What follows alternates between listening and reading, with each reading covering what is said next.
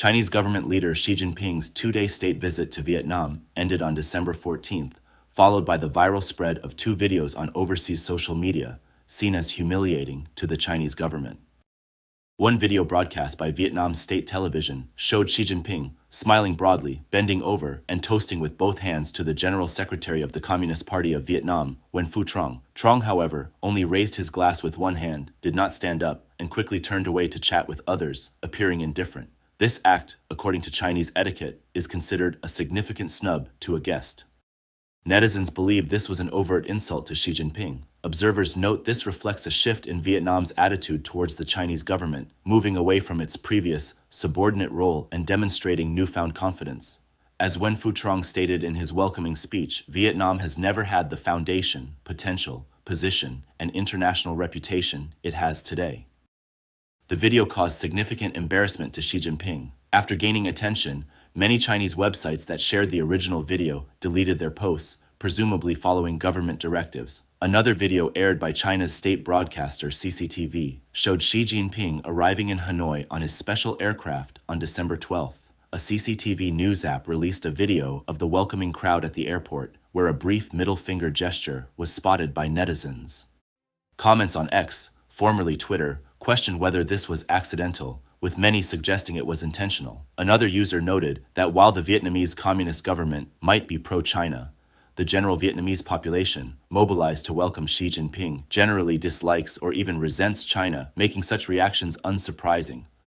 Following the heated online discussions, CCTV did not remove the report, but edited out the middle finger scene from the original video. The two videos depicting awkward moments during Xi Jinping's visit to Vietnam are just minor episodes in what appears to be a larger narrative of failure. A key point of contention is the concept of a community of shared future, proposed by Beijing, which both parties address differently in their statements, revealing deep underlying disagreements. The Community of Shared Future for Mankind initiative was introduced in 2015 by Xi Jinping, leader of the Chinese Communist Party. Former U.S. Deputy National Security Advisor Matthew Pottinger criticized it as an evil and deeply troubling vision, the antithesis of a peaceful and democratic order. He warned that its realization would lead to a very dark world that must be prevented.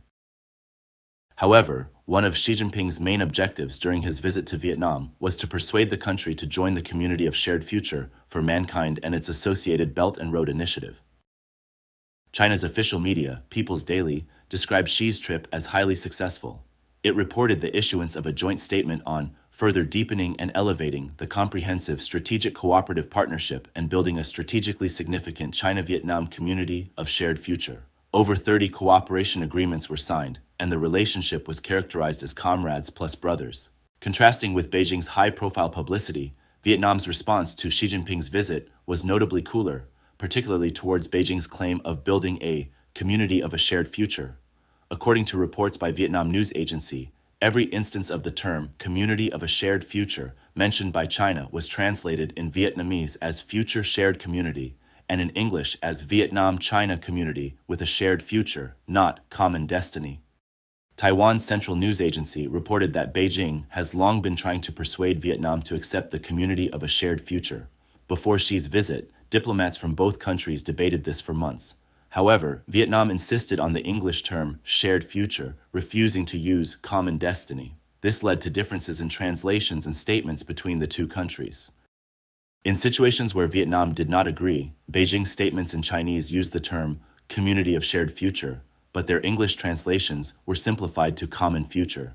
At a press conference on December 14th, Vietnamese Foreign Ministry spokesperson Pham Thu Hung emphasized that the term Vietnam-China community with a shared future was used, as mentioned in the joint statement.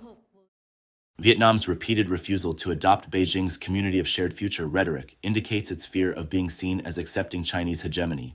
Vietnam is trying to maintain a balanced relationship between China and the United States, keeping its distance from the Chinese government. Bamboo diplomacy, a term coined by Nguyen Phu Trong, General Secretary of the Communist Party of Vietnam, refers to a foreign policy that is firm, yet flexible and pragmatic, finding a balance among competing geopolitical interests. American economist Li Hengqing commented that the Chinese government wants Vietnam to become like Cambodia, Laos, and Myanmar, tied closely to Beijing's fate. However, Vietnam interprets this differently, seeing the future shared community as similar to the existing strategic partnership. The South China Sea negotiations have not progressed, and Vietnam practices bamboo diplomacy, balancing between China and the U.S. to gain advantages. A professor from University of South Carolina Aiken School of Business, Professor Xi Tian, noted that the Vietnamese Communist Party is slowly loosening its control over its citizens and gradually moving away from communism. The Chinese government, through the Community of a Shared Future, aims to bind these countries and spread communist ideology globally. But Vietnam is distancing itself politically from China, economically benefiting from cooperation with the US and replacing China in investments. Vietnamese investments include Western capital and Chinese capital fleeing to Vietnam for manufacturing and exporting to the US. Thus, the two countries are increasingly diverging, with China losing this little brother nation. 15 years ago, in 2008, China and Vietnam established a comprehensive strategic cooperative partnership. However, Vietnam now promotes the big country balance principle. The General Secretary of the Communist Party of Vietnam advocates a diversified, multi-directional foreign policy, active and comprehensive international integration, and a desire to be a reliable friend and responsible member of the international community. Under this principle, last December, Vietnam achieved a comprehensive strategic cooperative partnership with South Korea. In September, President Biden visited Vietnam, and a similar partnership was established. On November 27th, Vo Van Thong, President of Vietnam, visited Japan and announced a comprehensive strategic partnership with Prime Minister Fumio Kishida. It is expected that Australia, Singapore, and Indonesia will follow suit. Currently, these countries are on equal footing with China in their relations with Vietnam, and China no longer has a dominant position. Vietnam's series of diplomatic moves indicate an increasing distance from the Chinese government.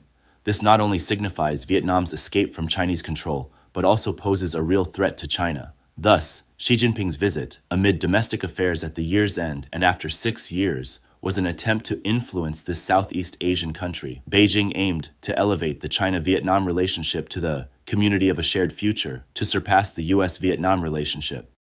According to media reports, aside from unilaterally announcing the community of a shared future, the two countries signed 36 agreements covering defense, security, maritime cooperation, trade, and investment. This included Chinese funding for a cross-border railway from Kunming, Yunnan, to Haiphong, Vietnam's third-largest city, and joint maritime patrols in the Gulf of Tonkin. They also agreed on a 3-year trade promotion plan.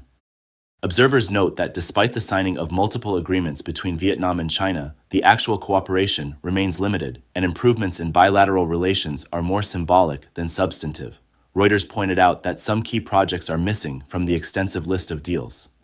Although China has urged broader cooperation in key minerals in Vietnamese official newspapers, no agreements on rare earths were announced. Professor Yang Hao of Taiwan's National Cheng Chi University noted that while the joint statement lists many areas for expanded cooperation between China and Vietnam, the actual benefits remain to be seen. Vietnam prioritizes national interests and has been cautious about China's Belt and Road Initiative.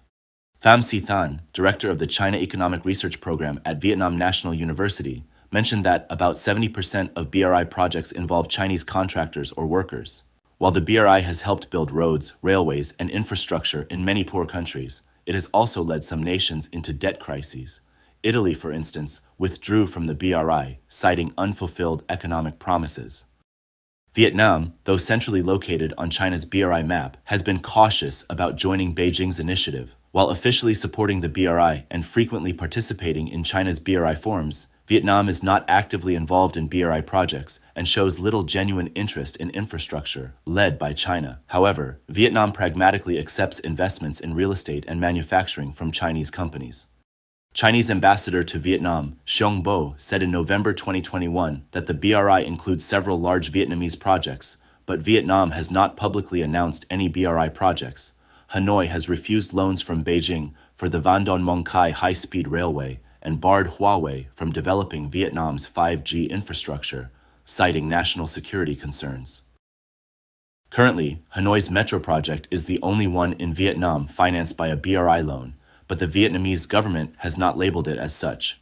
The cautious approach of Vietnam is also attributed to the island sovereignty disputes between the two communist nations. Despite ideological similarities, they face territorial conflicts in the seas. Vietnam has accused China of sending ships into its exclusive economic zone and militarizing the South China Sea, violating Vietnamese sovereignty. Hence, Vietnam is reluctant to owe favors to China in significant infrastructure projects amidst serious disagreements in the South China Sea. Experts also believe Vietnam's wariness of the BRI stems from past negative experiences with Chinese contractual projects. The Cat Linh Ha Dong Metro line in Hanoi, a collaboration between China and Vietnam, faced significant delays and cost overruns, leading to frustration among the Vietnamese people. The project, initially estimated at approximately $553 million, ballooned to $868 million and was delayed by nearly a decade due to slow progress by the Chinese contractor. An expert on China, Wang He, analyzes that the Chinese government's Belt and Road Initiative is a roadmap for its global ambition to establish hegemony. Contrarily, Vietnam aims to integrate into the Western global economic system and align with international norms. This stark difference in international economic policy directions creates a significant contrast with the Chinese government. Over 100 countries have signed onto the BRI, but Vietnam's reluctance is due to its deep mistrust of the Chinese government. Vietnam seeks to join the global economic order while escaping China's economic influence and avoiding being economically absorbed by China.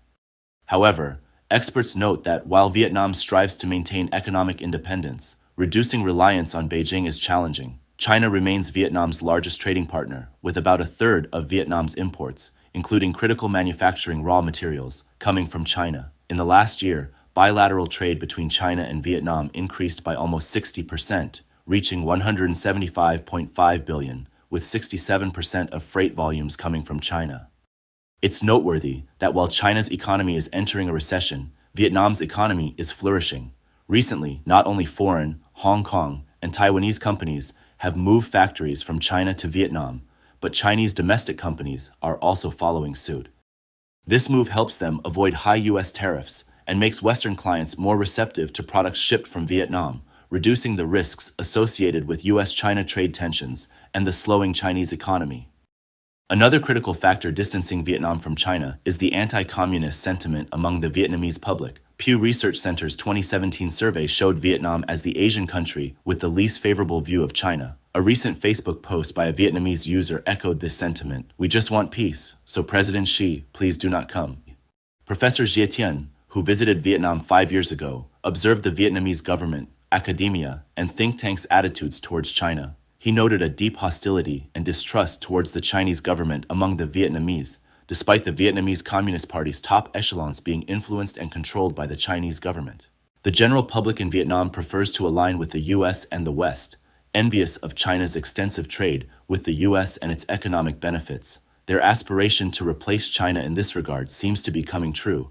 The historical animosity and the Sino-Vietnamese War have always fueled anti-Chinese sentiment in Vietnam. With foreign investments shifting from China to Vietnam due to better social and economic conditions, and ongoing South China Sea disputes, the complexities in Sino-Vietnamese relations deepen. Xi Jinping's visit to Vietnam is unlikely to mend these relations, and the once comrades plus brothers relationship between the Chinese government and the Vietnamese Communist Party may not return to its former state, much like the changing dynamics in the U.S.-China relations.